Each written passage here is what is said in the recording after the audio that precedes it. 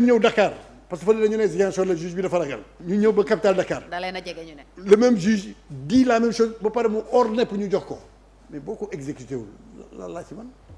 d'accord Cheikh loo bëgg a préciser. oui non juste pour me comprendre en fait nous on est dans une posture où on part n'est-ce pas d'une situation empirique dañu gis ne Ousmane Sonko am na dëgg benn yoon Ziguinchor kenn doxalu ko Ousmane Sonko ñëw tribunal de grande instance de Dakar am dëgg boobu ba léegi mu ngi sooxe mënuñu ko doxal donc nous on est dans une posture boo xamante ni on se dit que tout est possible au niveau du conseil constitutionnel c'est-à-dire aujourd'hui le conseil constitutionnel mën na xool comme ni nga ko waxee ci aqulaay taalaam ne Ousmane Sonko sa candidature ne souffre d'aucune contestation mais ñun tamit on va pas être trop optimiste n'est-ce pas au point de perdre n'est-ce pas le fait que dans le passé gis nañu que des décisions de justice n'ont pas été exécutées ou bien des juges peut-être ont eu à tenir n'est-ce pas à prendre des décisions yi nga xamante ni forcément n'est-ce pas c'est des décisions contestées par des experts yi nga xamante ni ñu ngi liggéey ci justice donc aujourd'hui li ñu am li gën pour démocratie Sénégal mooy Ousmane Sonko bokk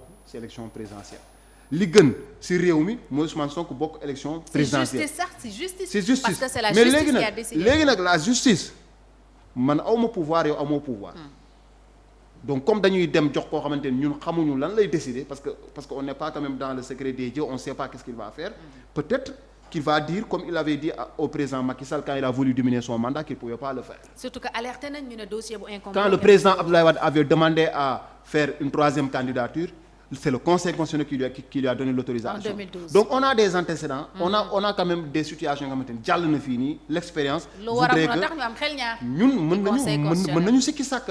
ne peut-être que ça va passer peut-être pas mais on souhaite que ça passe pour que tout le monde puisse se retrouver dans un état. Pas souhaiter. Le souhait a un fondement. Vous exigez. Il faut exiger. Oui. Parce que le souhait mooy loo xam ne ça échappe à l'entendement humain. mën na nekk mën na bañ a nekk non ñaan la. Je souhaite que Dieu m'accorde. Je souhaite bien sûr, c'est oui ou non.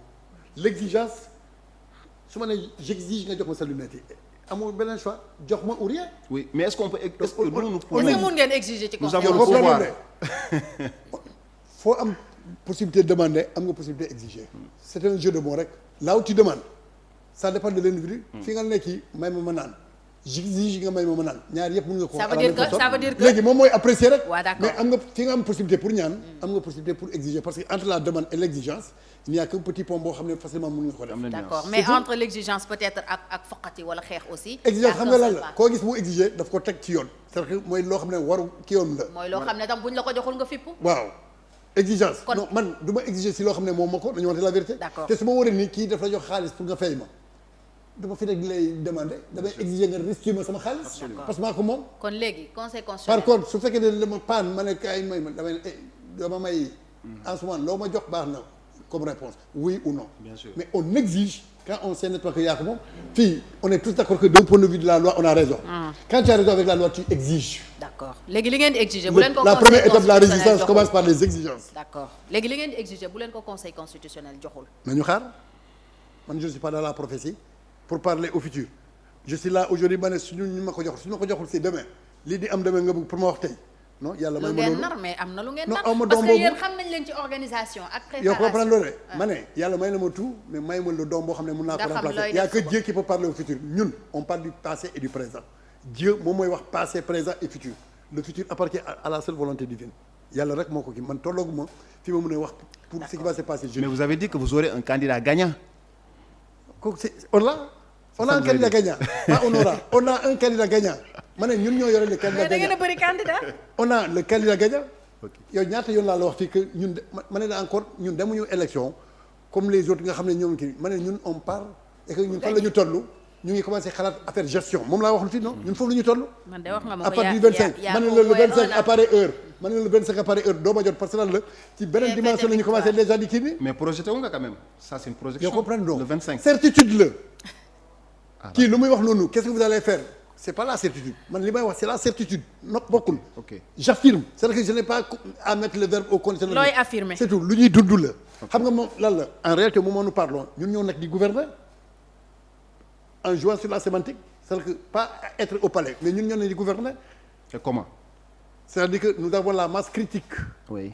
et c'est nous qui dictons le rythme et la cadence aujourd'hui du fonctionnement de la vie politique au Sénégal loo def tapel dugal Google le nom Ousmane Sonko chaque seconde am na ku ko tudd la vie politique aujourd'hui elle est activée par la seule personne et la seule volonté de Ousmane selon son humeur dès qu'il parle même bu toussé rek tout le monde s'oriente vers ça tout. Même depuis la prison. Donc c'est Ousmane Sonko qui régente la vie politique. élection yi yëpp l'homme autour duquel le mot inclusif bu ñuy wax noonu inclusif gars yi ñuy dàq ni yëpp doo dëkk mot inclusif ici ça renvoie à Ousmane dès que Ousmane est là-bas on pense que c'est ça le mot inclusif.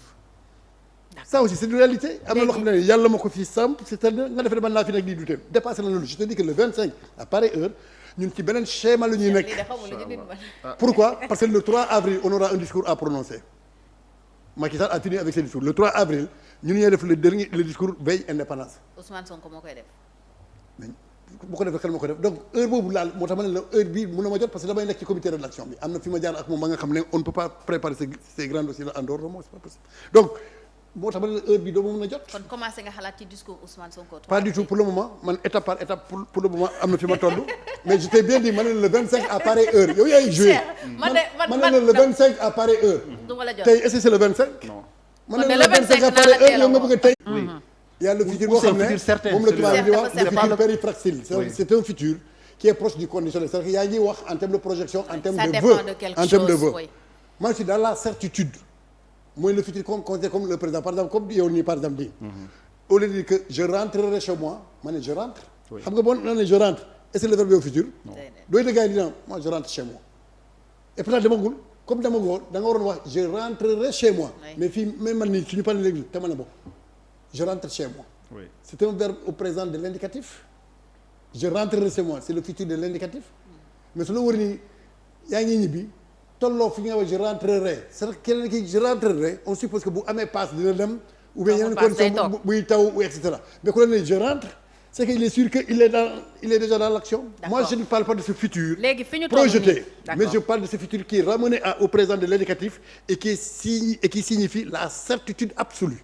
que Sonko mooy nekk président. La certitude absolue parce que il y a deux types de certitude am na une certitude relative boobu mooy lan c'est la certitude boo xam ne tu renvoies sax à une puissance nga ne bu neexee yàlla du loolu la man la bu neexee yàlla dans la certitude absolue tu n'évoques rien d'autre c'est le fait mooy comme nii je suis sûr que je suis assis sur une table devant des micros soxla ma ci dolli leneen c'est la certitude absolue élevée au rang de dogme. te noonu nga wóoloo ni le 2 avril Ousmane Sonko mooy prêter serment.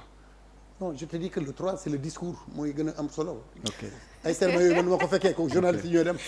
man les temps forts c'est quoi le 25 ak l'allocution du 3 avril parce que lan la on nous taxe positivement d'être souverainiste.